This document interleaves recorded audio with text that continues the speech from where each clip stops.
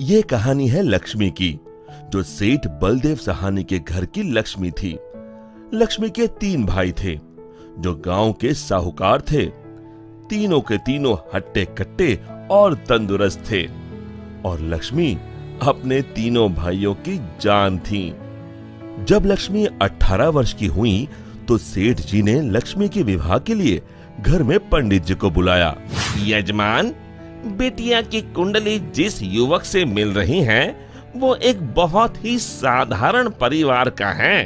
अरे उससे क्या फर्क पड़ता है, हम तो अपनी बेटी को अपने घर ही रखने वाले हैं। हमें तो घर जमाई चाहिए। लेकिन यजमान, मुझे नहीं लगता कि ऐसा कुछ संभव है।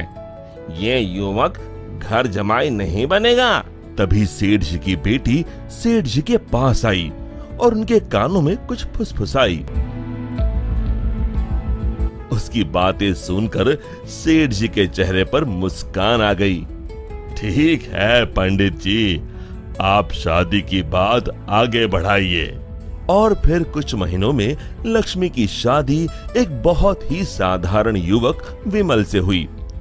शुरू में दोनों की अच्छी बन रही थी और विमल की माँ सरिता भी बहुत खुश थी।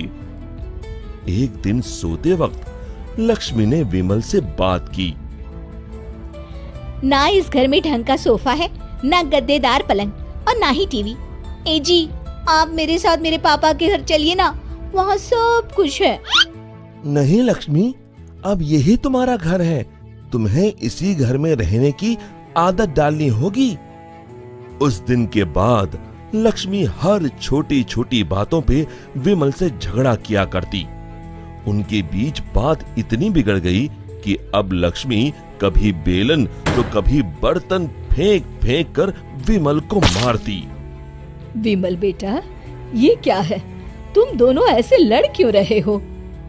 माँ, ये रट लगाए बैठी है कि मैं भी इसके साथ इसके बाप के घर में जाकर रहूं, घर जमाई बनकर। भला मैं ये कैसे कर सकता हूँ? और इसीलिए हमारी रोज अनबन होती है। एक काम कर, तू उसे अच्छे से समझा कि अब यही उसका घर है। अगले दिन फिर से लक्ष्मी विमल को अपने घर चलने के लिए जोर डालने लगी। आप मेरे साथ मेरे घर चलिए। आपको यहाँ गरीबों की तरह जीने की कोई जरूरत नहीं है। मेरे पापा के पास सब कुछ है।